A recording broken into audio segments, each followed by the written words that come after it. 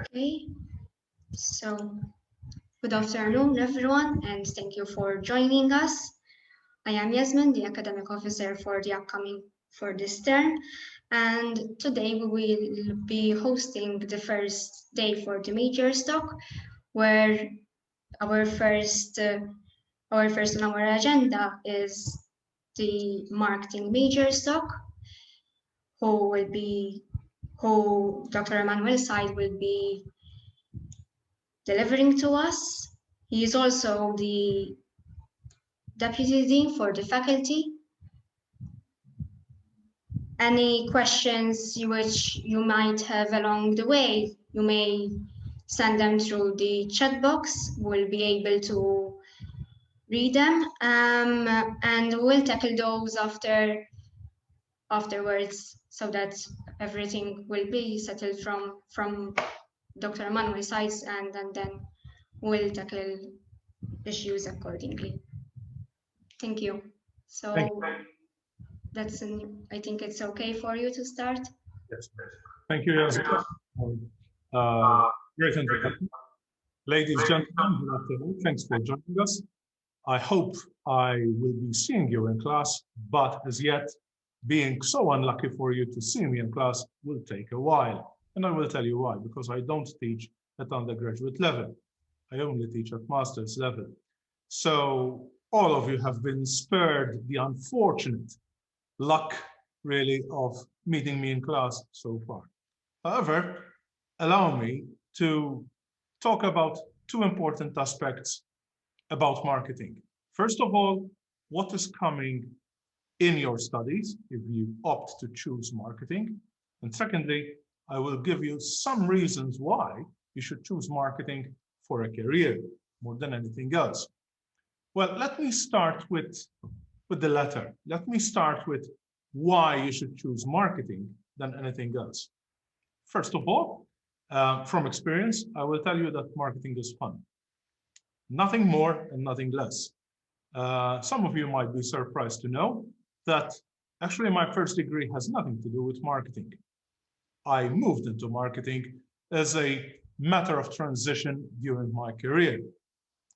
Officially, originally, I graduated as a pharmacist, which you may think of a boring job, which isn't, but in any case, it is very much of not only a technical job, but also a marketing job.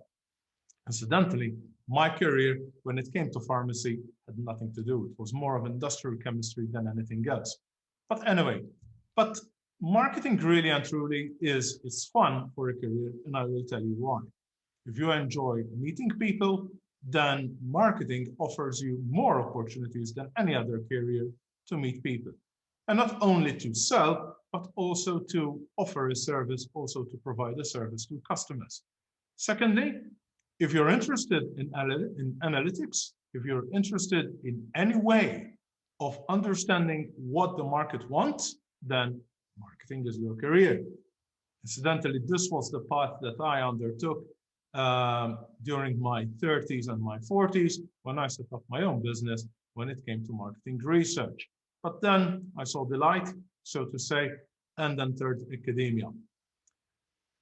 Third, marketing pays.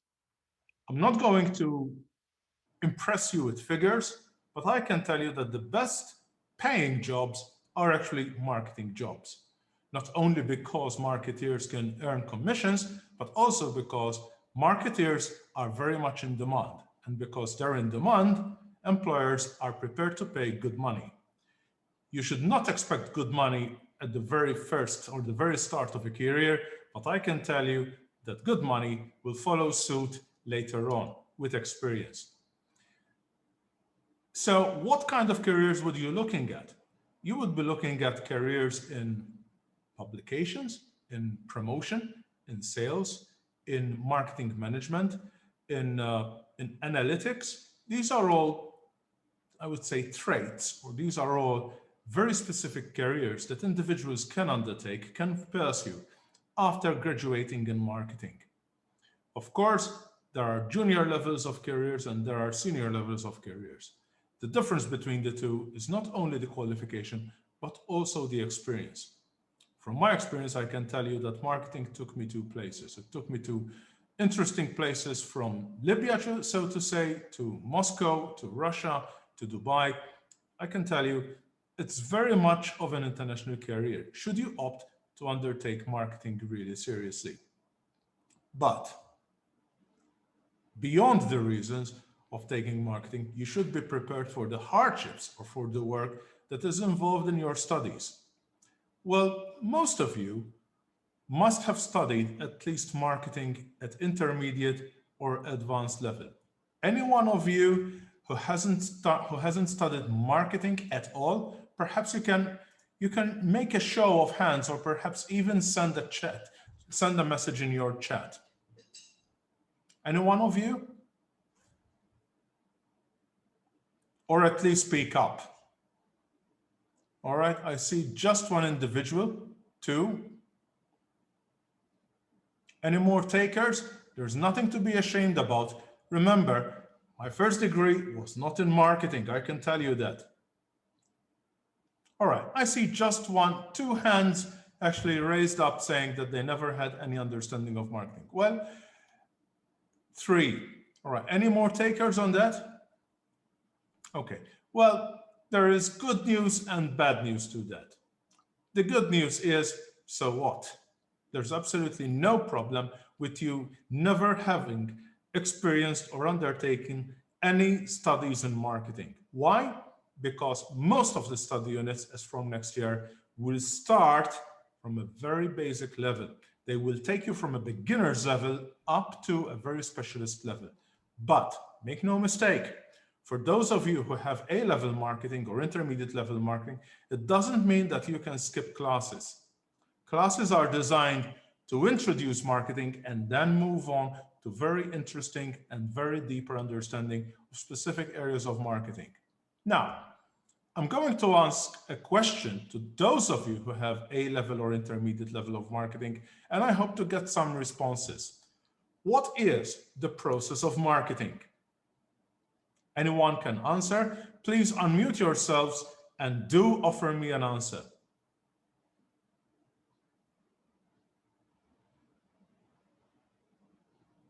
Come on, there's nothing to be shy about. All I'm seeing is just black boxes with names, which is something that I hate. Can anyone offer an answer? The process of marketing? Don't cheat, don't go on Kotler. I'm not after that answer.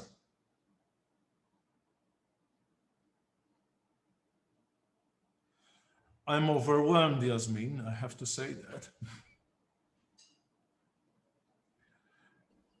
Hello. Hello, yes. I would assume that the process of marketing would be to try to get consumers to see your product and to buy your product. Right. Well, that's the last step of the marketing process. Any other takers? All right, Nicole, sir, identify the marketing mix. That's also the last step in the marketing process. Who else? Come on. All right, shall I call out names? Tamara Gregg. I see your black box and your name. Understanding customer needs and wants and understanding the market. Okay, that's the first step. Pammy Bartolo. Build relationships. Build relationships, that's the last step. Right, Mariah says, all right, identify getting to know your customer, that's the first part, it's true. What else? Come on. Kylie DeChellis, what do you have to say? There she is. Understand the marketplace, yes. Design a strategy, construct and integrate it. Okay, you're all there, but if we had to go back to Kotler, he mentions three important words or three important steps in the marketing process, and that is segmenting, targeting, positioning. You all said it in different words, or perhaps hitting on one stage rather than the other. But you're all approximately there. Let me tell you how our program of studies for the coming 2 years is actually designed. It's actually designed on these three pillars: segmenting, targeting, positioning. If you have a look at the program of studies, starting from next year, starting from your first semester, you actually are introduced to the 3 pillars in 3 different ways. The first one is about consumer behavior. We don't just teach consumer behavior just because it's an interesting study. It's just because consumer behavior is meant to know the consumer psychology more than anything else. Okay, we're assuming that most of you would be focusing on consumer markets, but bear with me, at the next stage, there will be also business-to-business marketing. But let's go on consumer behavior. Consumer behavior is about understanding how consumers think, build an attitude, and actually buy or consume the products or services that marketers offer. But understanding consumer behavior also means that we can use those principles into segmenting our markets. And to segment our markets is the first step in building some understanding, building some strategy. To understand our segments, we need to do some research. And that is introduced in the second study unit of the first semester. And that would be marketing research planning. It's specifically designed for you to understand how marketing research is conducted. The third study unit is about understanding how marketeers actually exploit their understanding of markets by producing something to attract consumers, to attract customers. And that is specifically by design and advertising. It's about how to communicate with markets and make sure that your consumers understand, not just try to attract, but understand what you're trying to offer on the market. During that semester, you're offered a number of electives from which you have to choose.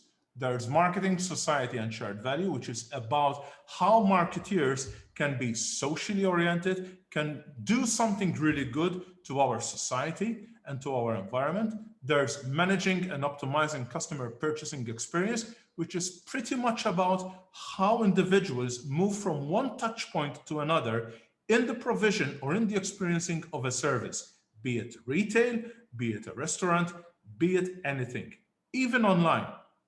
There's advertising and promotion, which is about the execution of communications for marketers. And finally, there's professional selling and sales force management.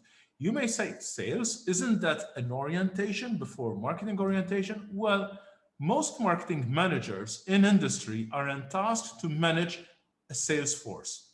And specifically, this study unit is about how you, or how in your career, you can negotiate and manage a team of people who are tasked to sell your product or your service.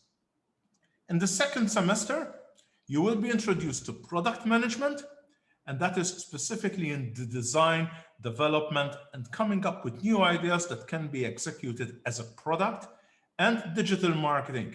An introduction to digital marketing, which is a fundamental aspect should you take digital marketing for your career. And let's face it, we all know that marketing is increasingly becoming digital in this day and age. That's no mistake, there's no misunderstanding. For your electives during the second semester, you have 2. The first one is business-to-business marketing, which is the counterpart to consumer buying behavior, which I mentioned earlier, and visual literacy for marketeers, which complements the advertising and promotion study units. It's all about what means to use specific pictures, specific fonts, specific diagrams, specific colors in your promotional material. Again, very much based on cases, very much based on history, something really exciting, if I had to say the honest truth. During your third year, we deepen your understanding by coming up with more hands-on experience. Let me tell you how this is done.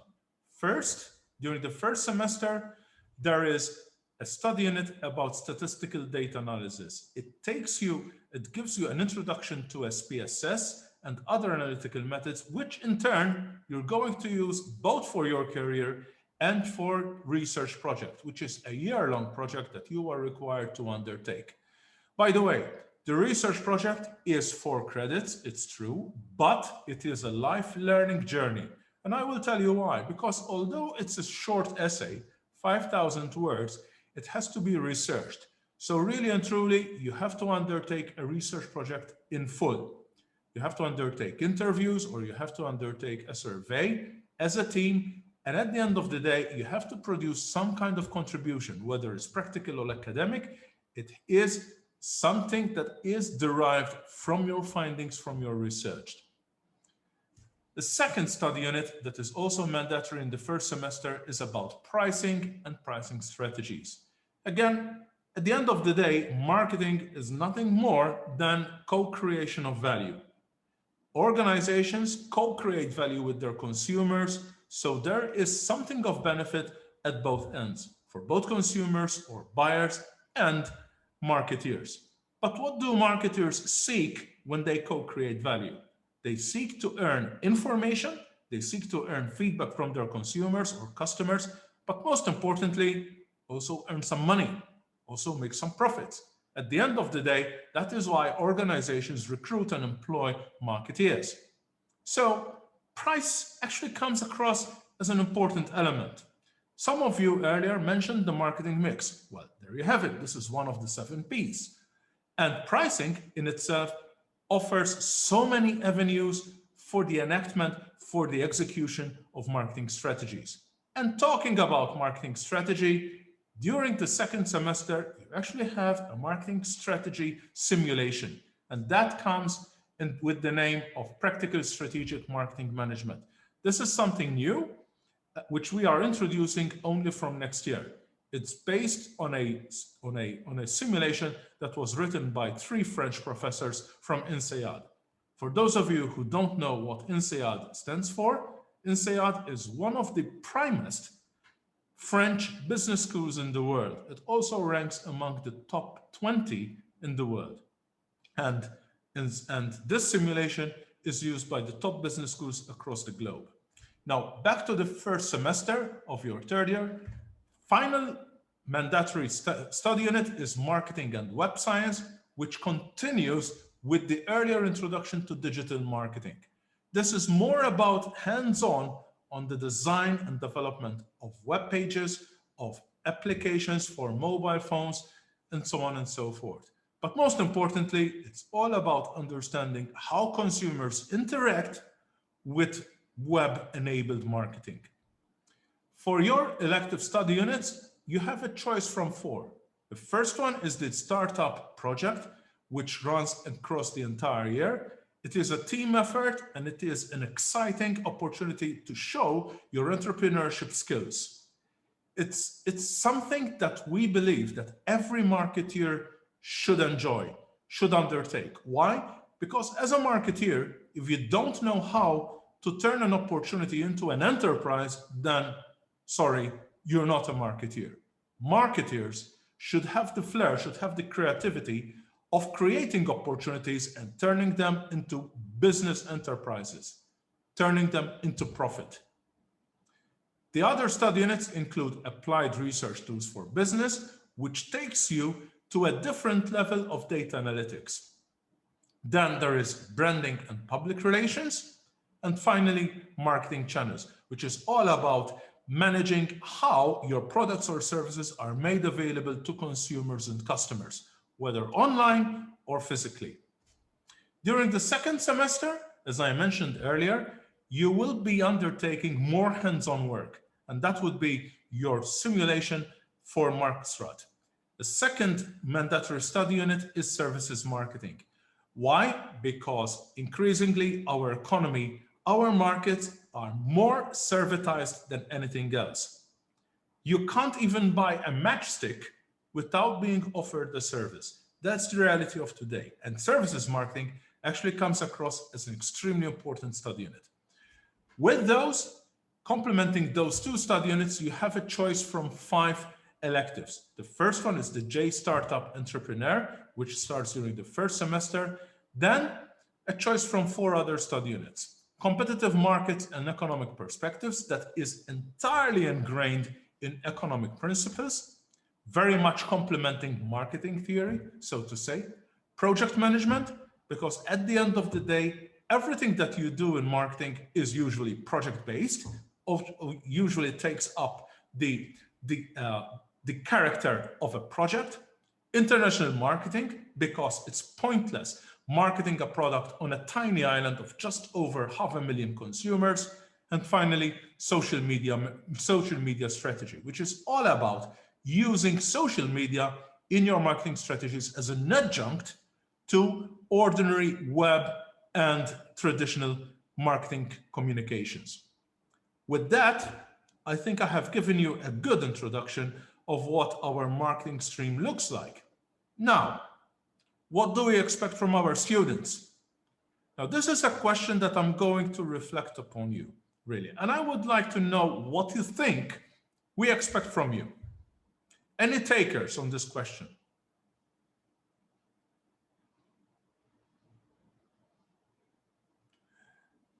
Yasmin, I think they're all afraid now. For some reason or other, that's why I'm increasingly unpopular with undergraduate students. Creativity. Yes, that's a good one, Christine. What else?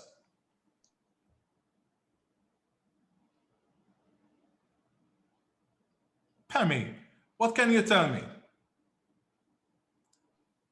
I'm not sure. I think I agree with Christine about creativity because as you mentioned, it's like you have to think a lot about how to market your product and services. Okay, but what do you think beyond creativity we expect from students? Ranson says keeping up to date with current events. True, true, correct, Ranson, but there's something more. Could it be innovation? Well, that goes hand in hand with creativity, but it's a good one, Zain. Cheryl says dedication and willingness to learn. Okay, you're touching my heart now. Going the extra mile, Kylie DeChellis. Yes, that will earn you points, Kylie. True.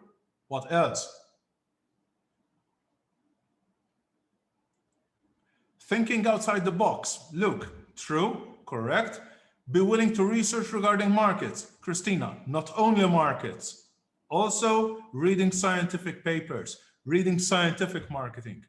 I make a distinction between practical marketing and academic marketing. Academic marketing means that you have to access and read academic journals like Marketing Theory, like Journal of Marketing, like the Journal of the Academy of Marketing Science. But let's keep it to a later date. What I'm really interested, what I really seek from our students is to engage in discussion. Really, I want people to think. Sadly, over the past years, we've seen students who are increasingly engaged with their mobile phone rather than with their lecturers. And my friends, that is not university.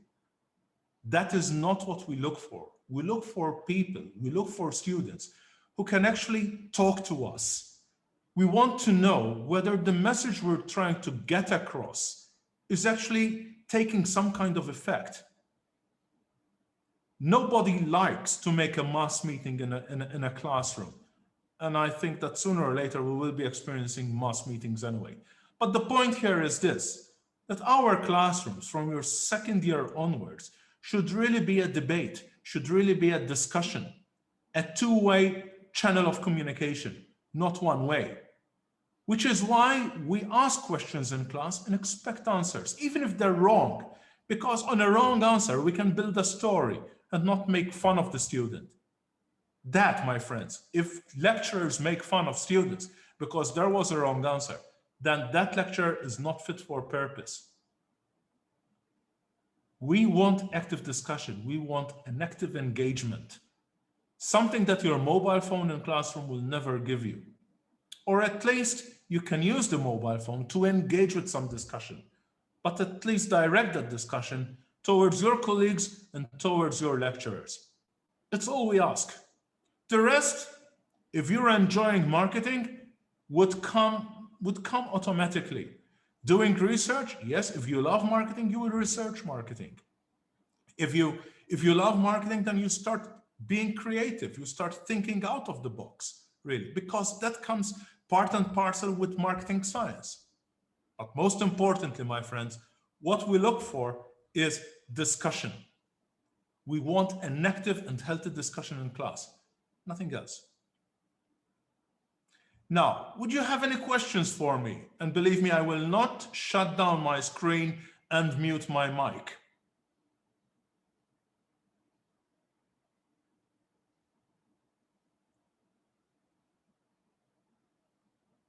Yasmin, does it mean that there are no questions or people are afraid of asking? Now, I'm just asking.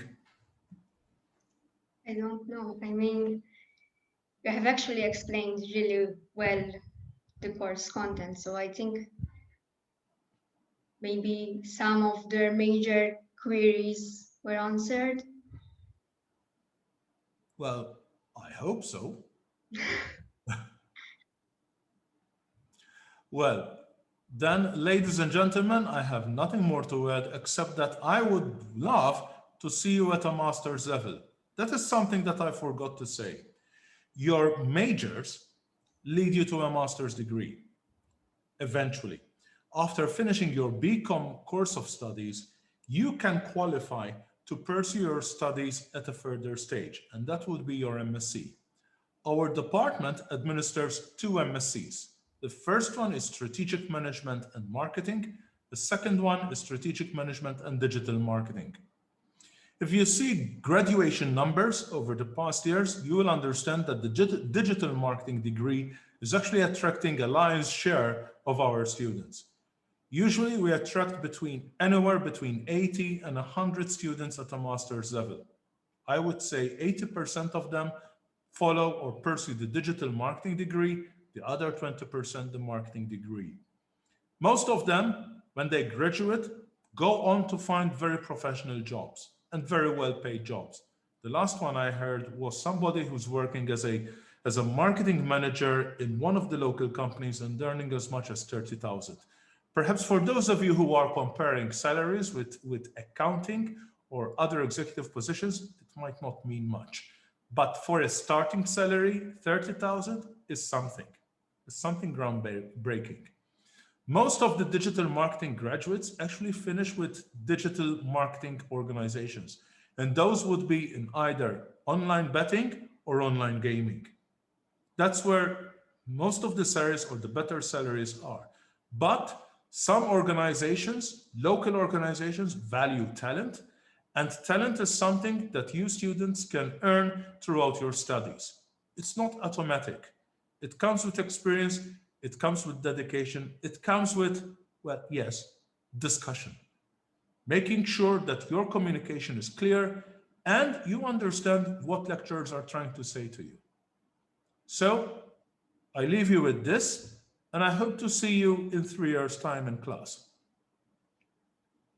Thank you very much, ladies and gentlemen. Thank you, Dr. Said, for joining us today. And thank you for the information which you have shared with us. If anyone has any further questions, may I suggest that you do ask now, and I will leave just 1 minute. Yasmin, you just reminded me of that usual phrase that you see in wedding ceremonies. If anybody has to say something, say it, or keep silent forever. Thank you very much, ladies and gentlemen. Good Thank you, afternoon. Dr. Said.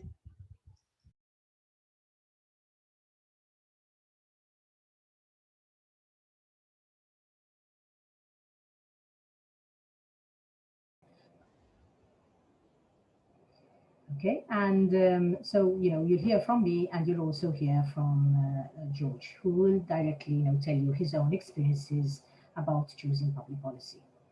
Okay, so thank you very much for that. So here is my PowerPoint presentation. We have a motto in public policy, and this motto is making leaders out of ordinary people. And this basically means that in the course itself, we try and encourage, we try and enhance, we try and motivate, we try and lead you towards being a leader, okay, in whatever job, career that you decide to take eventually when you leave university. So public policy, sometimes when you see the word, you say, "Ma, da mhux tal-gvern." No, not necessarily. It's not the case, and I will explain as I go along.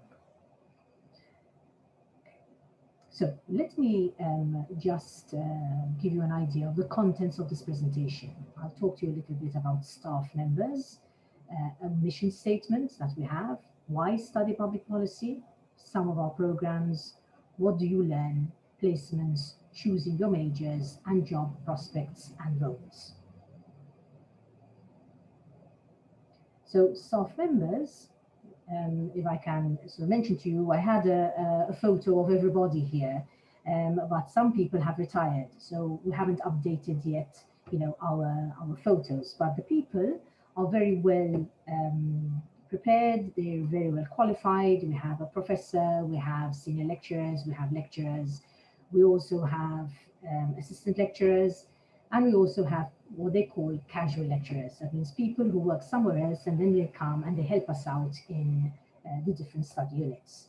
So in a nutshell, we are 6 full-time members, okay, of public policy, and I have roughly 50 casual lecturers who come and deliver on our programs. So why choose public policy? Here with mission statement is we empower students to take up leadership positions in public and private organizations by developing cutting-edge competencies in policymaking, politics, and governance.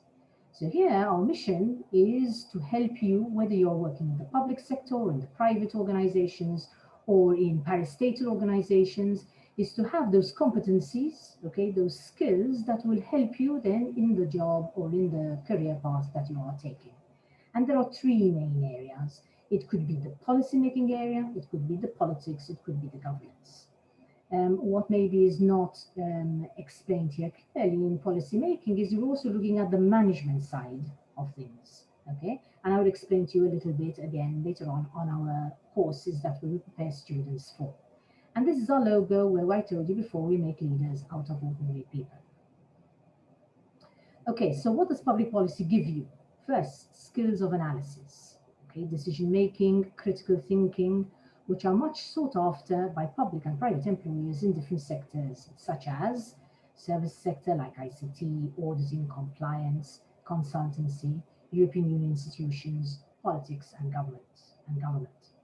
And here, these type of skills, when we talk about analysis, when we talk about decision-making, when we talk about critical thinking, these apply to any course that you would pursue, where we should be focusing more on how to analyze situations or challenges, what advice that you would give the CEO if you're working for a CEO, what advice you would give to the permanent secretary who is working in the public service. So here, when we talk about these skills, here we're looking at, analyzing an issue, decision-making, taking decisions, and obviously critically thinking and being creative and innovative on how to, come up with solutions to an issue. Now, whether you're working in the public sector or the private sector, this applies right across the board. So it really makes no difference which organizations you will be working for eventually when you finish your course. More importantly is that you have these skills and tools to help you in the public or in the private sector, or in EU institutions, or abroad if you are working in a foreign country with a foreign institution. Now, these are some of the programs. We have more programs, but I think what really concerns you here is where it will lead you to. So if you choose, and looking at the yellow picture, BCom Public Policy and another major, so BCom Public Policy and Economics, BCom Public Policy and Management, etc. Okay, with this basis, with 3 years, year 1, year 2, and year 3, okay, can lead you to the following master's degrees. It could be an MSc in Public Policy and Strategic Management. You could join the MA in Public Policy Leadership or the MBA Executive Public Management. Now, you may ask yourself, but why are you talking to us about these 3 master's degrees? when, I am, wanting to choose my majors vis-a-vis BCom. And the reason being is this: whatever decision you take now, okay, vis-a-vis public policy, if it is one of your majors, would have a bearing on your choice in your master's. So the MSc Public Policy and Strategic Management, okay, yeah, acceptance on the course is based on whether you have management or whether you have public policy. Okay, so this is a deciding factor from now in a way. So if you choose management and then later on you want to do a master's, then you are eligible to attend this MSc Public Policy and Strategic Management to be enrolled. If you choose public policy, you will also be eligible to be accepted on the MSc Public Policy and Strategic Management. Of course, this is always if you pass your exams. Okay, so I mean, I'm taking that for granted. So the BCom Public Policy and another major, BCom Public Policy and Economics, okay, you will get into the MSc based on the public policy. So let's say you've chosen economics and banking and finance.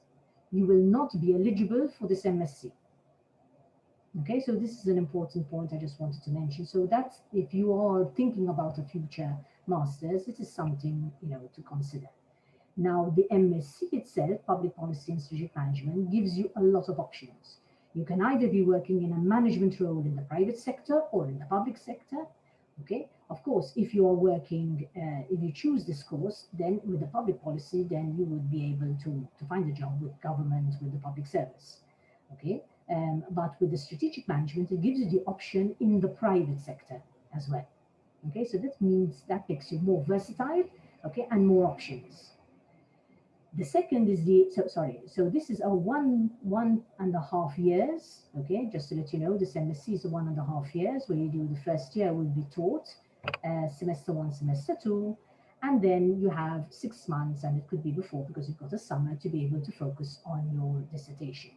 And during that time, you would be able to work. So really and truly, it's a 1 year focused only on the lectures, the taught component. So that is the MSc Public Policy and Strategic Management. The second one is the MA Public Policy Leadership. This very often is for people who are already in a job, okay, and would like to further their studies. It's a 3-year part-time program. Okay, again, the first 2 years would be taught, and the last year would be focused solely on a dissertation while you are working, also in the first year and in the second year. So this is more part-time, okay, for people who are already in a job, from to be able then to attend lectures in the evening. And the third is the MBA Executive, which is Public Management. This is a 2-year program. It's in the evening. Okay, so the first one, the MSc, is a day, generally twice a week, Tuesdays and Thursdays, and there could be some lectures on a Wednesday, but it's in the evening.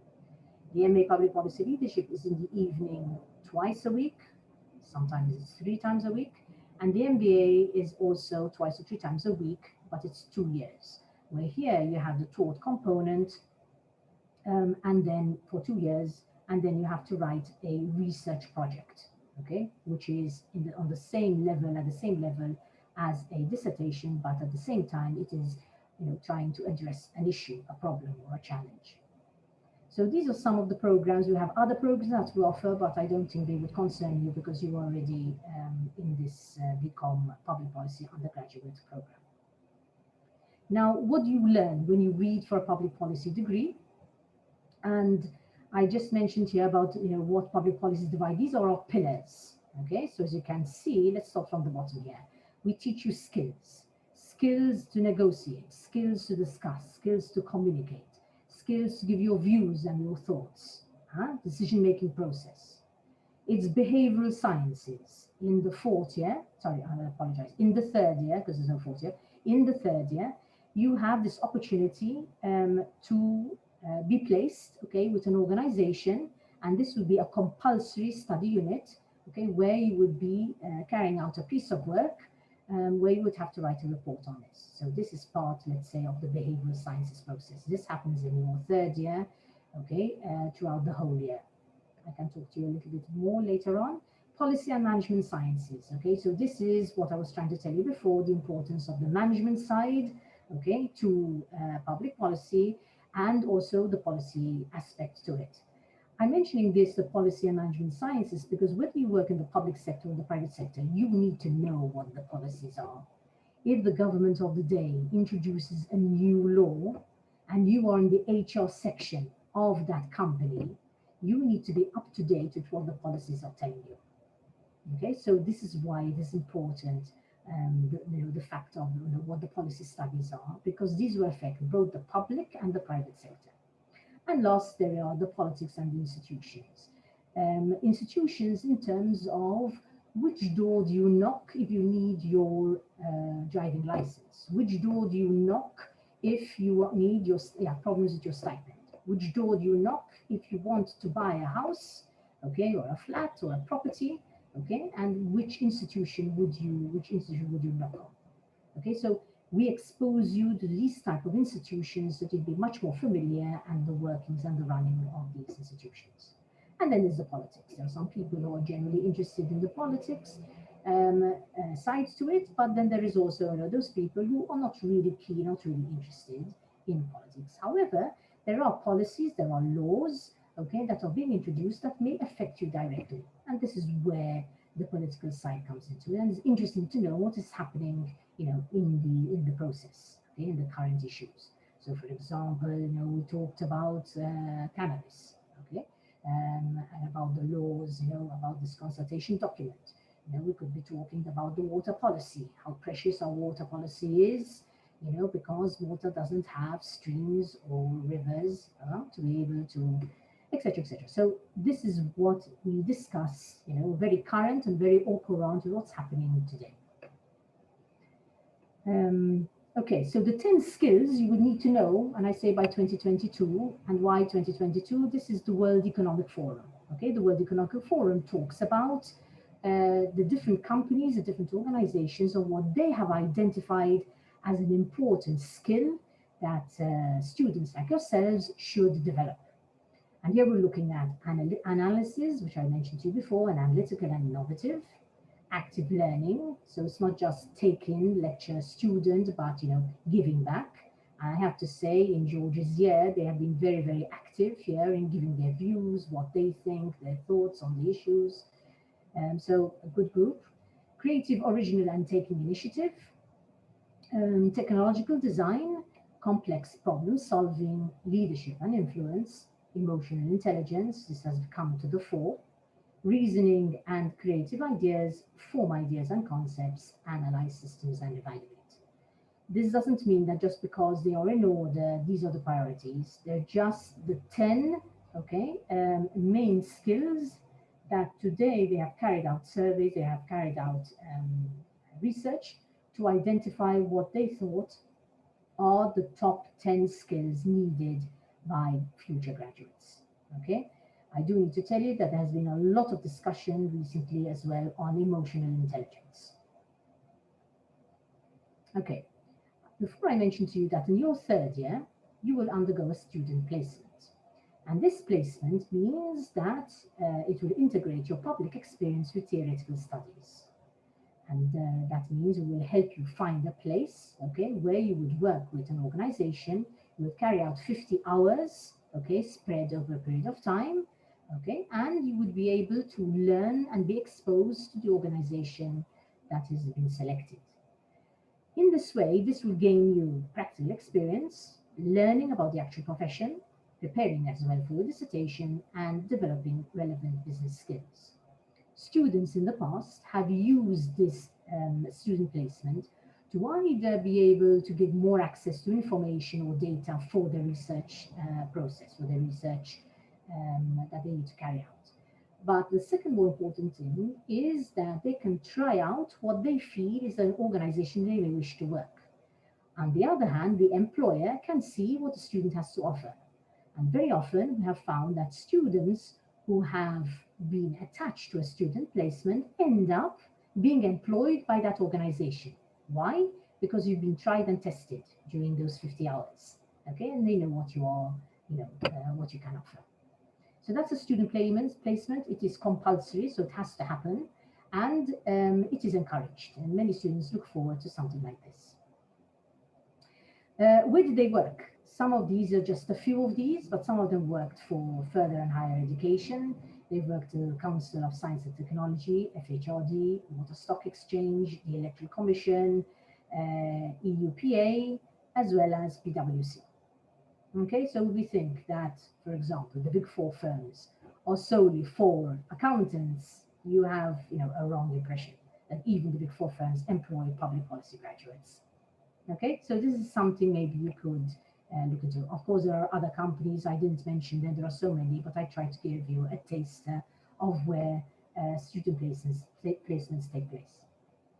Now, what was the feedback that we received? Because I had asked students what their opinions were of this. Frank told us a great way to gain organization skills and understanding. Bernard told us there's only so much you can learn in a lecture room. If you want to be ready for a job after university, you need to have some experience of a real workplace. And Annalise told us gained a good reference from my employer. Okay, so she utilized that experience then to be able then to look for another job that she was obviously eyeing and that she was keen on. And thanks to that actual student placement, it gave her the job that she was looking for. We also organize what they call study visits to EU institutions. And this very often starts at either second year or third year, of course, for the students who will be interested. And every year, we encourage students either at BCom and also at master's level who would like to go and visit. We take them actually to EU institutions, very often in Brussels. It's quite an intense program, okay, where you would attend sessions and visit different institutions.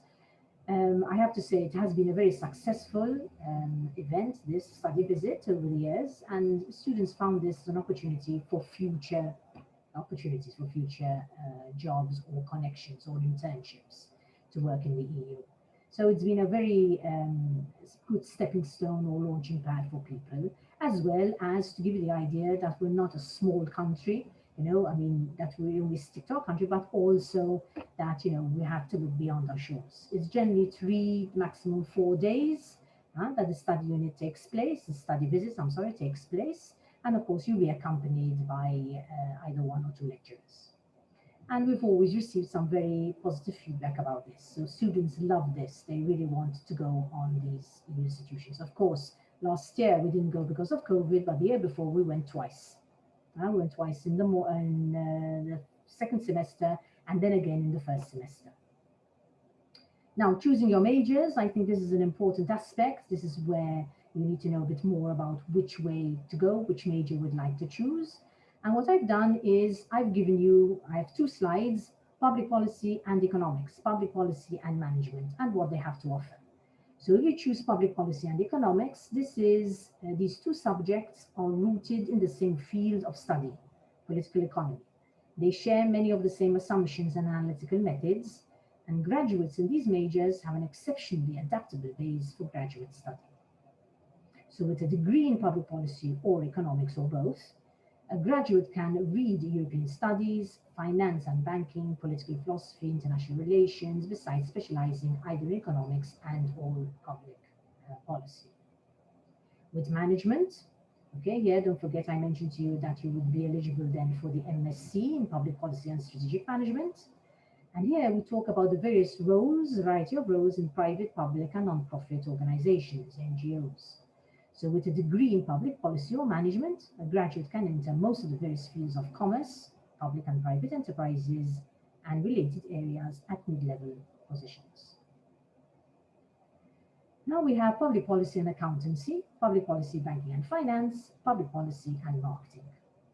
I mentioned public policy and accountancy, and you might ask, but does this really go? Yes, I can guarantee you it definitely goes, for the very simple reason that let's say you are an accountant, okay? Isn't it important that you need to help me or help a client, let's put it this way, save money so they won't pay tax? If you are not up to date with the public policies of the country of the day, wouldn't I prefer somebody who is up to date if a person is choosing accountancy and public policy rather than somebody, okay, who does not have that background knowledge? So here, yes, a public policy and accountancy goes very well together, the choices together, because it helps in the rules, the regulations and the policies. Today, recently, okay, there are a lot of jobs related to compliance. Okay, so public policy has steered a lot of students, a lot of graduates into working into compliance. Banking and finance is also an important aspect that goes very well with public policy, okay, which shapes the financial institutions, and it's important to understand the regulatory frameworks of banks and their public philosophies. With marketing, you might see, you might say to yourself, but how does marketing get on with public policy? Quite a bit. And as you know, that the governments of the day and even the previous governments have focused a lot on marketing what they are trying to do. Okay, so here the link between public policy and marketing gives you a wider view, okay, on the actual background of public policy, but of course in a marketing field. So a key to enabling experience, these are some of the students, okay, who then moved on with a degree in public policy and what they became, okay, in other words, what role they chose. So here, Claire Hollier, who chose economics and the public policy, became a senior economist, okay, international trade. We have Alan Bahaja, okay, here he became an executive, he worked in the MUSAC, it's called Malta EU Steering and Action Committee. He was a public policy graduate as well. And here are some of the employers, okay, who employ public policy graduates. You might say, but where can I work with? When I go forward, what am I? I'm a public policy analyst. Okay, so the government of Malta will be very happy to have you. EU Power would be very happy to have you as public policy graduates. There could be the local councils, it could be Transport Malta, it could be Malta Communications Authority, it could be Housing Authority, National Audit Office. There's also space for working with the KNDP or the police or possibly NGOs. These are public employers. Let's look at parastatal employers. Okay, we have the VAT, META, NSO. If you're good number crunching, they will employ you immediately because they're always looking for public policy graduates. The Malta Council for Economic and Social Development, the Chamber of Commerce. We have a number of master students working for the Chamber of Commerce. Malta Enterprise, USAC, I mentioned to you, Malta Tourism Authority. Again, these are just some of the employers who can employ people who have a degree in public policy. And in the private employers, there's the Malta International Airport, GO, Bank of England, have employed public policy graduates, APS, PwC, Deloitte, Gutenberg, European Commission itself, and the United States of America Embassy. Okay, at the moment, for example, we have 2 graduates working for the American Embassy. Have a great job, very interesting, doing very well. So these are the roles. But you might say public policy, but what am I? If I study medicine, I'm a doctor. If I study accountancy, I'm an accountant. If I study public policy, I could be a public policy analyst. But I could also be these roles: a project manager, or a policy analyst, or a policy researcher, a consultant, EU manager, trade unionist, or an HR manager, project support officer, international desk officer, policy and training manager, training coordinator, executive secretary, local councils. Okay, now these are just a few. There could be other jobs or other titles. I just wanted to present these to you to have an idea. Okay, and we have a Facebook, which you can maybe look into and become members and click like rather, so you find out a little bit more about what's happening in our department. And basically, in a nutshell, this is what I wanted to tell you about public policy. What I can tell you from my point of view is that I am a public policy graduate. Okay, so I studied public policy with the University of Malta.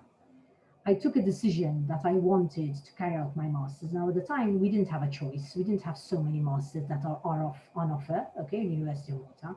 So in a way, I had to go abroad because I wanted to carry out my master's. And I did that in human resources development.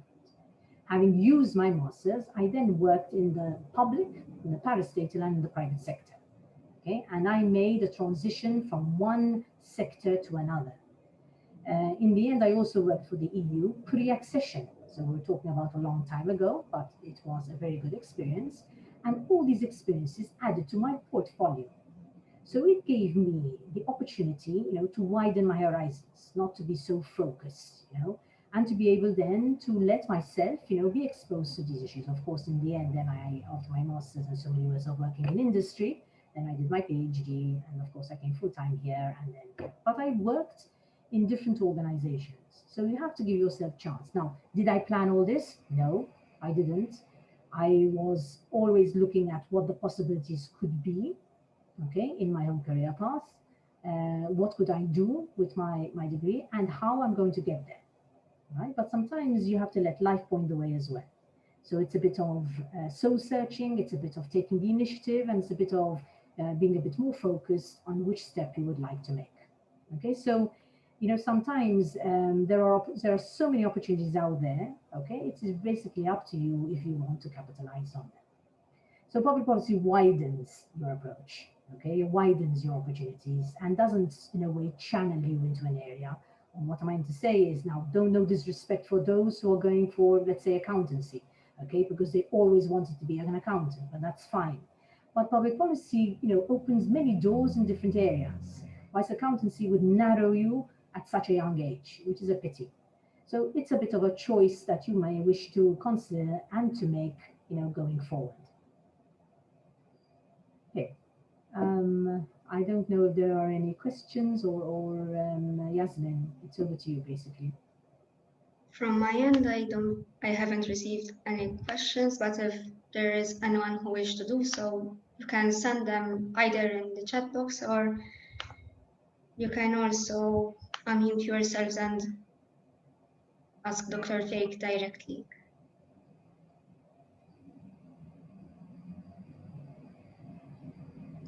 In that case, if no one has any questions or maybe encounters anything further on, maybe they can send them over to us and maybe we then can forward them to you. Okay. Definitely. I don't bite, so you can ask me anything. I will answer. Lovely. Okay. Is George, are you going to be saying something, or is this? You are muted, George. Let's be. Okay. Firstly, I can vouch that Dr. Take will not bite if you ask any questions, because as along with all the other lecturers within the Department of Public Policy, they're all humble and they're all very, very helpful towards the students with any queries that you might have relating to public policy or not. First thing I would like to say regarding public policy as a major, I've just finished my second year, so my first year within public policy major. And the one thing that I've definitely loved about the lectures is the rigorous discussions we have. I wouldn't compare our lectures to watching Sharabang, because most of the time it's nonsense on those shows. But when talking about public policy, about all the different policies that could fit into that subject, we have to propose a lot of arguments, and as policymakers in the future, you will have to back up those arguments with truth. Now, the truth could be devised from secondary data, which you can find from research, which I believe that you have been learning about in your first year, and you will also be required to come up with primary data that you would need to carry out through research methods yourself. The point of all this is to then synthesize all these together and contribute to the field of knowledge that you are researching in. Another thing that I would like to talk about is the importance of research within public policy and reading. A lot of extensive reading will be required for you to keep up with the subject. Public policy is an ever progressing subject. It's not something that sticks to the status quo. In fact, most of the times in public policy, we question the status quo. We see if it's still relevant, and we see what change needs to be applied so that all the requirements of all the people within the population are met. Also, on a concluding note, as policy officer within ASCS, I invite all upcoming policy students to reach out to me whenever there are important topics they wish to bring forward and join me when writing policy papers for ASCS. After all, we are all here to represent you, and why not start by applying a bit of direct democracy? Thank you. Thank you so much, George. Thank you, George, and thank you, Dr. Take. I think that there aren't any questions at the moment, so we can bring this meeting to an end. Thanks once again for your time, Dr. Take, and also George for joining us. We hope to see, at least we hope to see some of you, at least. Huh? So very good. And of course, just to mention, in the first year, you must have done PPL 1011 with Dr. Schembri, and it was policy for business. So it must have been an introduction in a way to the public policy subjects, because it's just a general basic overview. But at least it gave you a taste and a touch of of what public policy is all about. After all, we do live in a democracy, as George mentioned. Very good. Okay, so thank you very much, Yasmin, and thank you for organizing this. I think it was important as well for all the BCom students, after all they're part of the faculty. There are going to be a bit of few changes in the faculty in terms of leadership. Okay, so you'll know this anyway come October, but it won't really affect you directly. The courses will carry on, the work will still carry on. It's just that maybe there will be a bit of a reshuffle.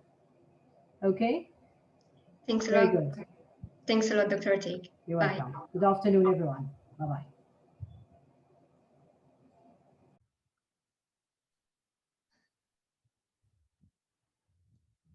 For those who have joined us for this third and last session for today, I am Yasmin, the academic officer for ASCS for this term. And this meeting shall tackle the management major within FEMA offered for the Bachelor of Commerce course. The presentation will be presented by Professor Pezzina, who is also the Dean of Faculty.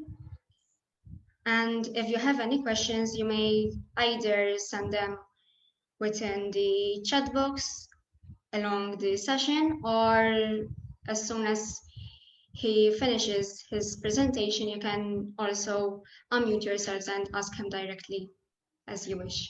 Thank you. The floor is yours, Professor Pezzina. Okay, hello everybody. So just before I start, this is my 8th and final year as head of management. Practically my term comes to an end on the 15th of July. So very soon there will be a new head. The department will be headed by my colleague, Professor Vincent Kassar.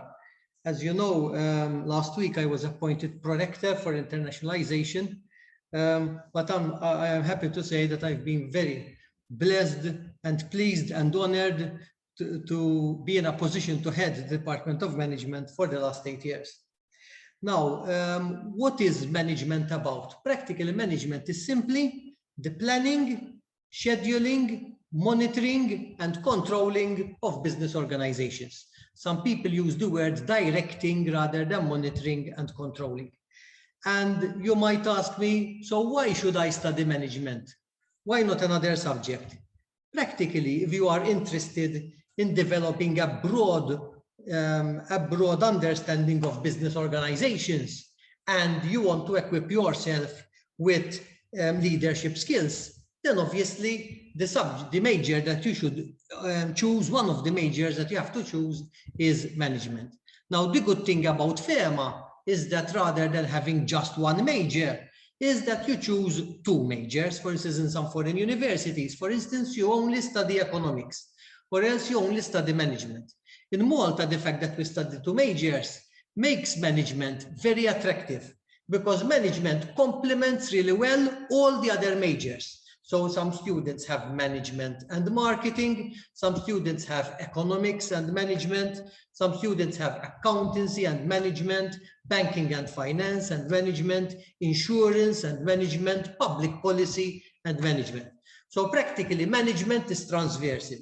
If I had to start over again and say, okay, we're going to start again, the faculty is going to start as from the next academic year, what would you change? What I would change is that I would make management transversal, because I honestly don't believe that students need to choose management to know something about HR. Ultimately, when you're going to work as an accountant, whether you're going to work as a portfolio manager, whether you're going to be a public officer, in all cases, you're going to deal with people. In all cases, you're going to follow the strategy of the organization, okay? So practically what I'm saying is that management is transversal, and if it had to be up to me, I would want every single student in FEMA to have some basic knowledge of human resources management, of entrepreneurship, of operations, of strategy, and maybe a bit of international business. But given the current structure that we have, if you don't choose management, then the chances are that you will study HR is very remote. The study that you'll have study units directly related on entrepreneurship and the entrepreneurial mindset is very limited. Okay, so that I think is one of the strengths of studying management. Now, if we had to go through this course content to the study units that you have during these 2 years, practically in the first semester, the very first unit that you will have is called Operations Research. So last year, or this year, sorry, you had a study unit dedicated to mathematics, and you had another study unit related to statistics. Now, then there's another unit called Operations Research, which builds on mathematics and statistics. But this study unit will not depend on, will not be using, you will not need to use laborious calculations, because when things become complex, we will be using software. So for instance, I have a project. Let's take an example. I have a project, okay? I'm in the 3rd week, and I want to know the probability that I finish the project on time, okay? Or else, let's say, for instance, I have a project and I want to know whether the project is on schedule or it is behind schedule, or whether I have costs overrun or whether I have costs underrun. Or else, for instance, I have a number and I have an objective. For instance, I want to maximize my profit subject to a number of constraints, and I would like to find my optimal solution. Rather than using graphs and solving it mathematically or using a paper, this time we're going to use Excel. So practically, there will be no matrices, there will be no calculus, there will be absolutely the only thing you have to do, the most laborious would be substituting into a formula, okay? So practically, that's operations management. Then you have another study unit called knowledge management, okay? Knowledge management, which as you know, is becoming very, very important, okay? So sometimes you have organizations and you have problems with succession planning. So for instance, your chief auditor leaves and he or she leaves behind him or her a vacuum, okay? So here we'll talk about the importance of knowledge, about creating knowledge, about acquiring knowledge, about protecting knowledge, okay, about sharing knowledge, and then also the importance of big data. So this study unit is normally delivered by Dr. Stephanie Fabri-Kutayar and Dr. David Baldacchino. Then you have another study unit, which is called Enterprise Information Systems, which will look into IT, because IT is a very important tool or prerequisite, okay, for management. That will be delivered by Mario Jose Zammit. Then you have a study unit which covers 2 semesters, okay? And this is called Entrepreneurship and the Entrepreneurial Mindset, because it's all here, and New Value Creation, which is delivered by Mr. Louis Naudi. Now, this is a very new study unit that we introduced 2 years ago. 2 years ago, it was 4 ECTS. Now we extended it to 8. And here, the lecturer will actually expose you to the importance of entrepreneurship and entrepreneurship. And the scope is on the mindset, on your mentality, the way you think outside the box, how to think of solutions when you have problems, okay? And I have to say that students really enjoyed this study unit, okay? In FEMA and management now, we're giving a lot of importance to entrepreneurship. This also, the study unit should also give you a very strong background so that in the third year, you have another study unit, which is ATCTS, which is the J Startup Entrepreneur. And I'm pleased to know that 3 years ago, students were not choosing the study unit. So in the management department, we decided to make the study unit compulsory. What happened was that whereas 4 years ago, we were humiliated in the J Startup Awards because there wasn't a single FEMA winner, in the last 2 years, FEMA students are winning every single award. I'm also pleased to note that last year in the European Championships, the FEMA students placed third. And I'm very confident that this year we'll place among the first 3. Another study unit, which is very unique, is evidence-based management. And that is presented by Professor Vincent Cassar. May I remind you that me and Professor Vincent Cassar are fellows of SEBMA, the Center for Evidence-Based Management, which is based in Amsterdam.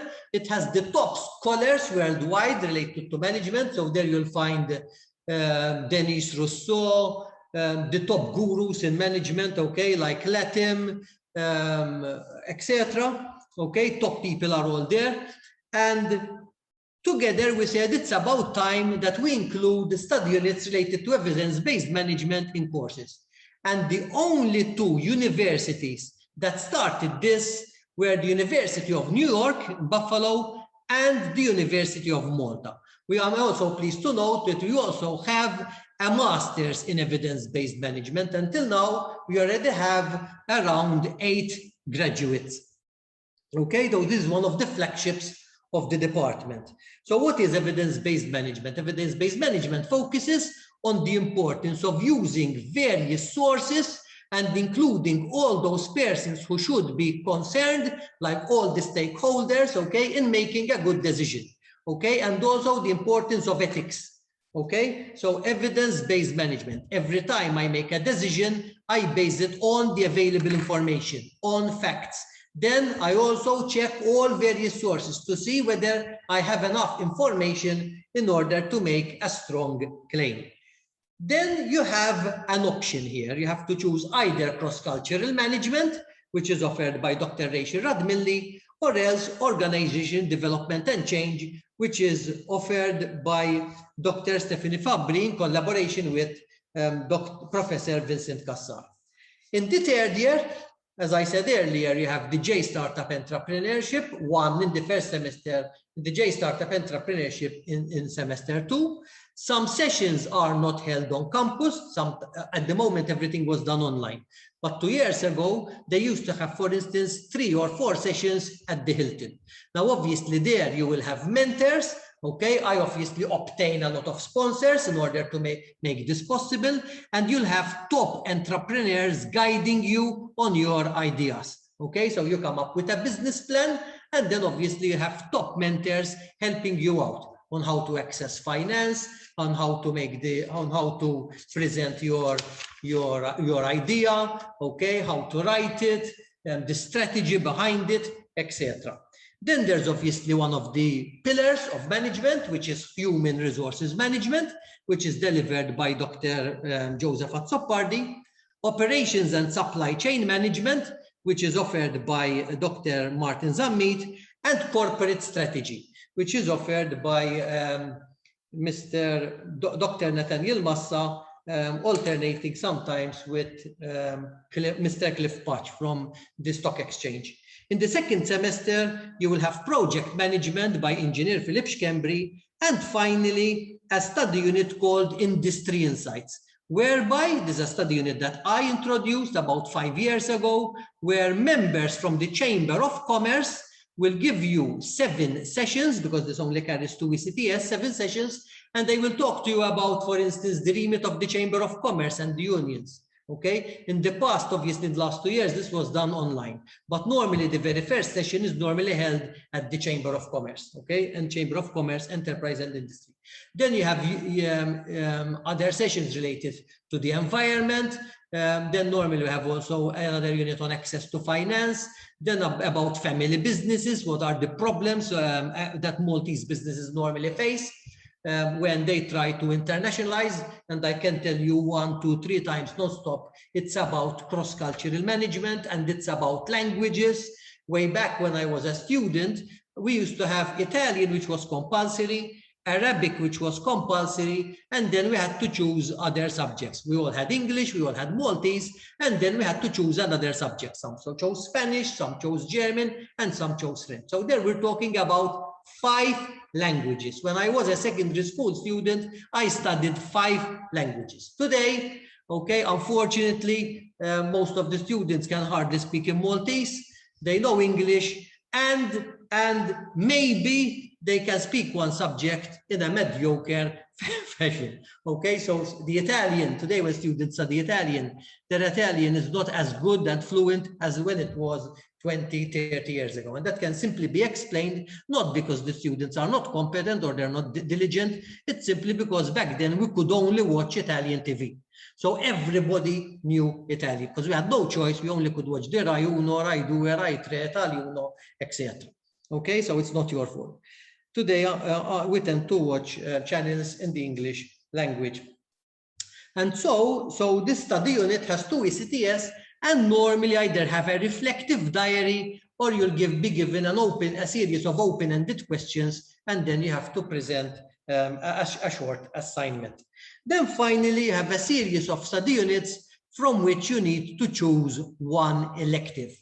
Then normally students who complete the second year and the third year will then have various choices. Normally, FEMA students, BCom students do not opt for an MBA.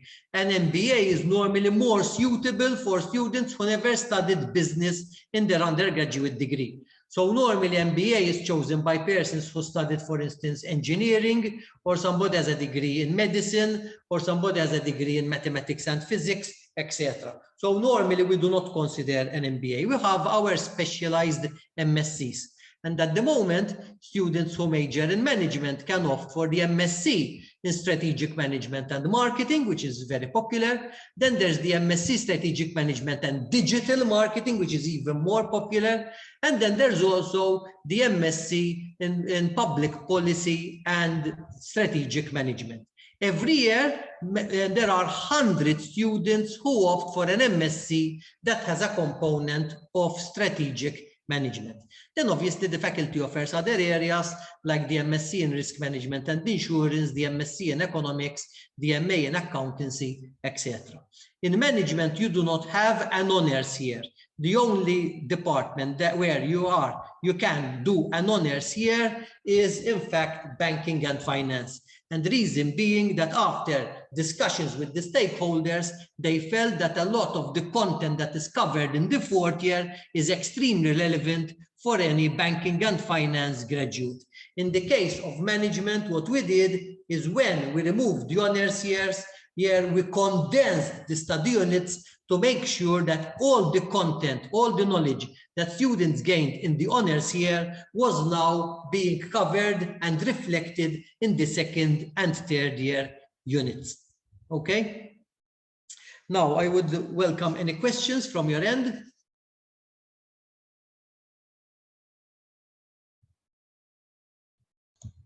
You can use the chat box, or you can also unmute yourselves and. Do I have access to the chat box, or what it is? Yes. However, we haven't received anything as yet.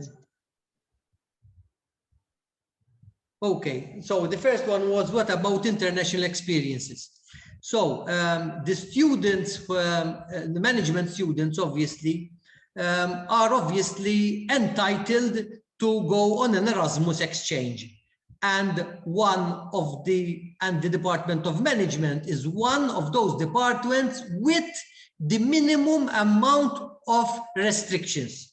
So, for instance, if you study accounting, then because of the warrant, you have to have a straight jacket. If you don't have a specific study unit, then you're not allowed to go on Erasmus. In fact, the number of universities that students who study accountancy can visit are very limited. Normally to the University of Dundee and a few Polish universities. In the case of management, since we have what we call cross-cultural management as one of the pillars of the department, sometimes even if you don't find any matching study units, we will still allow you to go on an Erasmus exchange, because the experience you will gain there, meeting other people from different cultures, okay, exposing yourself to a new language. For instance, in the past, I used to have students who tell me, can I choose survival Lithuanian? And I'm very happy to tell them, yes, of course.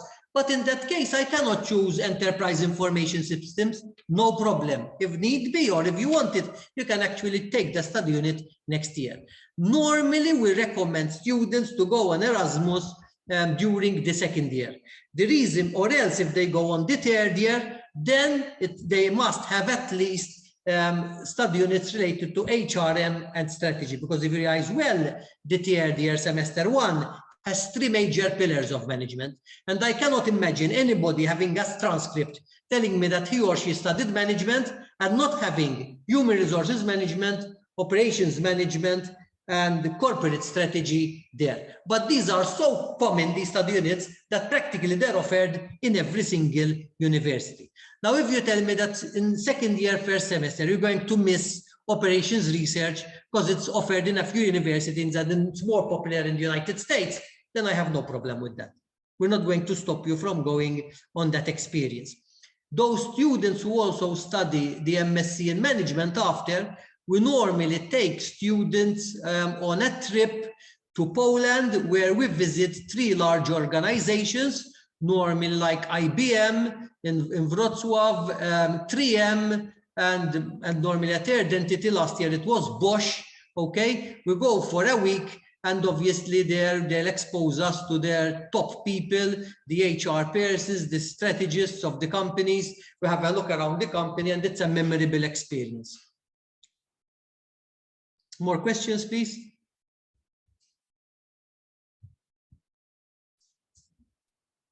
It's in the chat, I think, right? Yes. However, it doesn't seem that there are any more questions in it at the moment. I have the meeting is being recorded in front of me and I cannot access the chat. Okay, now I managed.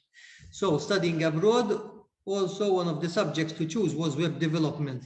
What does it contain? Okay, web development is one of the electives, right, or optional study units.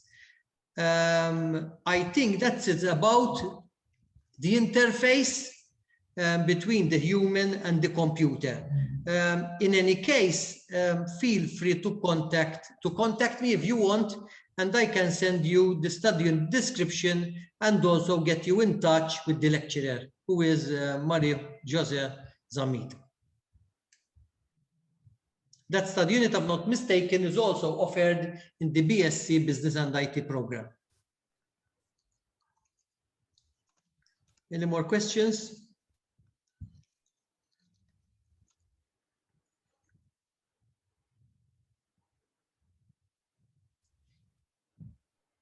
As I said, obviously, if you study accounts, then you expect to work in accounts.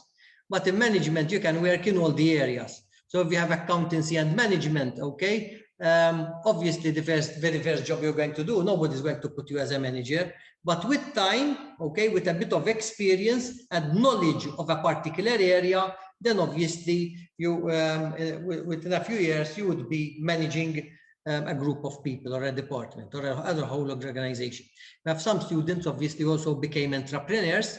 I am pleased to note as well that this year we had a number of students who loved the entrepreneurship unit so much that they decided to start their own company, and they're also embarking on the masters with SEBI. Okay, SEBI is the Center for Entrepreneurship. Okay.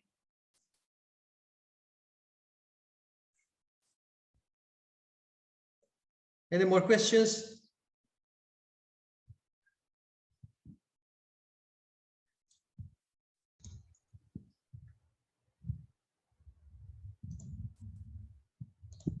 So there are no more questions. I think we can. I think that we can close off the session. We can close here. Obviously, if they have any difficulties, they can also contact me directly or contact ASCS, and then you can forward me the questions. I'll be more than happy to send an answer or even meet the person who has a particular query. Yes, exactly. So thank you all for joining us, and thank you, Professor Bezzina, for My pleasure. And congratulations on your appointment. Thank you, and I wish them all the very best in their studies. Thank you. So just a note to the students, tomorrow we'll be having our final day for the major stock, where we'll be having the accountancy, the economics, insurance and banking and finance, and also economics, accountancy, banking and finance, and insurance. Also, if there is anyone who wish to get to know more about the any masters program which are offered by FEMA, there are also talks which will be held this week on Wednesday and on Thursday. The agenda is also on our Facebook page. We will be updating the agenda for Thursday for sure, so stay updated on our Facebook page. If you have any questions, please do let us know. Either send us in private chat and on our Facebook page or Instagram, as you wish. So basically that's it. I think that Professor Bezzina has also given us some information quite valuable even for other majors, especially with respect to foreign opportunities for studies. And that's it. Thank you all. And I hope that you have all a pleasant evening. Thank you. Thank you. All the best to everyone. Bye.